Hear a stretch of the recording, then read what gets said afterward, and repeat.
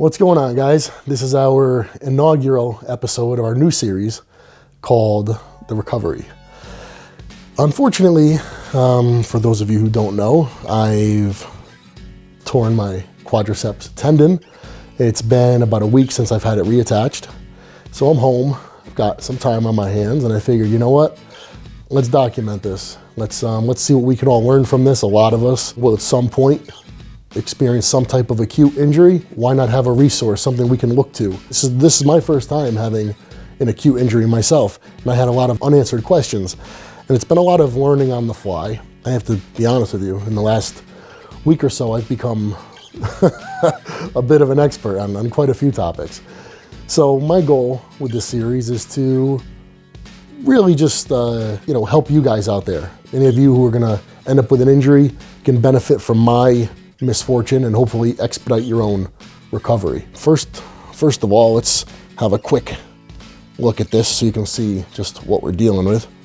I was lucky to have a very good surgeon perform the surgery. That's something we're going to discuss, finding the right doctor. The amount of trauma to the area, though it's still a bit swollen, isn't anything near what you would see in a lot of cases. The surgery was done quickly, it was done efficiently, and the amount of additional trauma besides that which occurred as a result of the injury was minimized, which is key to a fast and efficient recovery.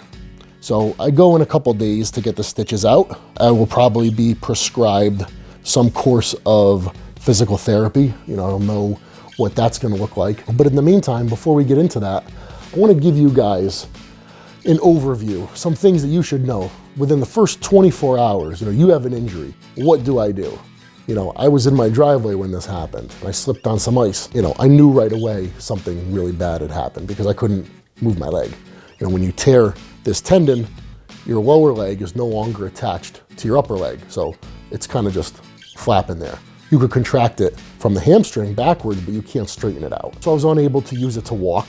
I had to call for my wife, who luckily was home at the time. She came out, helped me get in the back seat of the car. First thing I went and did was picked up a pair of crutches so that I could walk. I guess the first thing we do is when we get hurt is we make an assessment.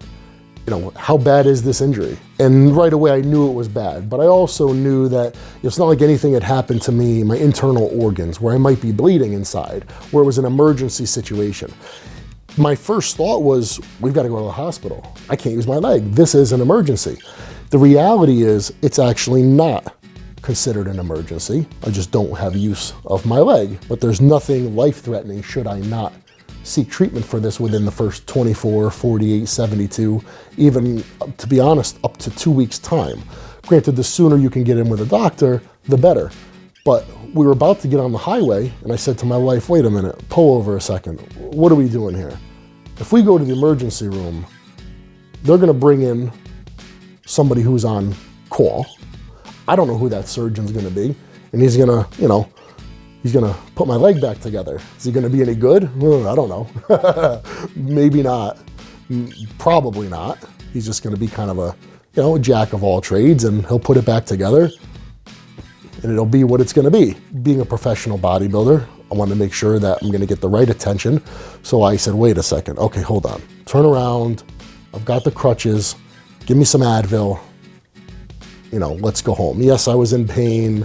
Yes, I was freaked out, but I wanted to get a full grasp on the situation before I made any kind of decisions that I could end up regretting. What I ended up doing was that night, went to a local doctor, sports doctor, who I knew I wasn't gonna likely use for the surgery, but I wanted to gain some clarity. I wanted to get an official diagnosis.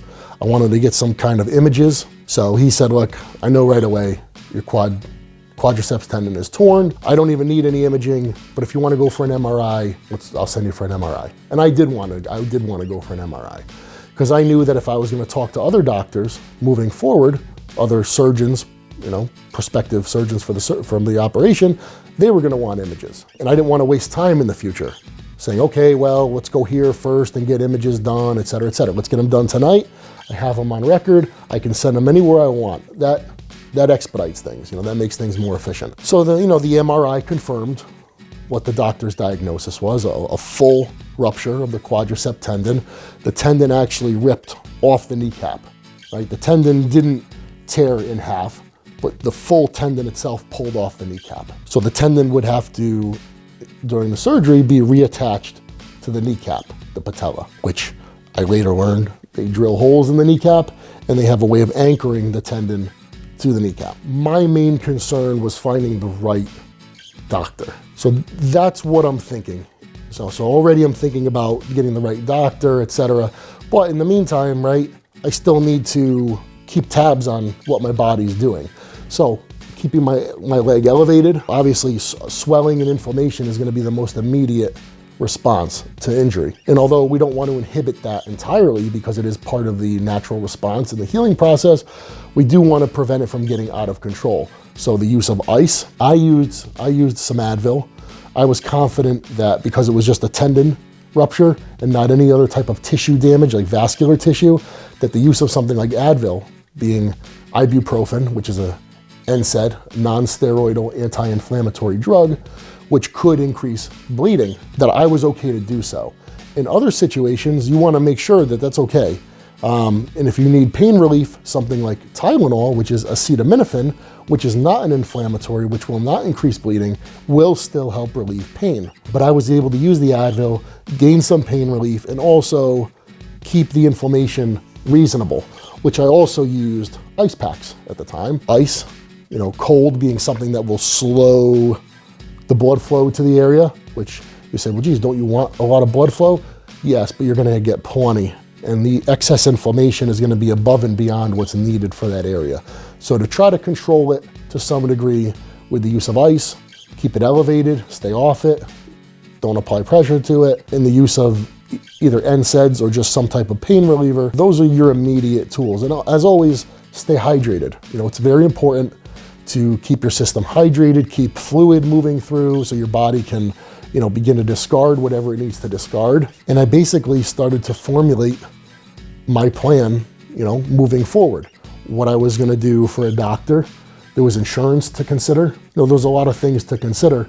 And I didn't want to just rush into any situation with any old doctor who may or may not be qualified for the situation. So just to recap for you guys, the minute an injury occurs, you're going to make some type of assessment based on the pain, your ability to walk or not walk, or use the body part or not use the body part. And based on that, you should, in my opinion, seek some type of concrete diagnosis. I'm not a doctor.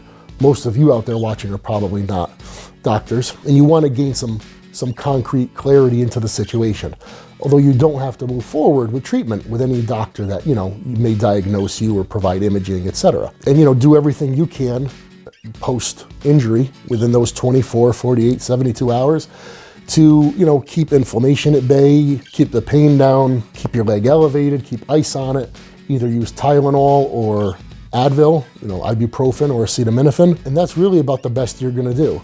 So stay tuned for the next segment, because what I'm gonna discuss is finding the right doctor, which, for someone like me, and I think for all of you out there too, whether you're a high-level athlete or not, you want the best care that you can find, because we all wanna be back doing what we were doing prior to that injury as soon as possible, without limitations. None of us wants to hear, well, you might not be able to do this in the future. No, we want to be back where we were, 100%, as quick as possible, not hear any bullshit.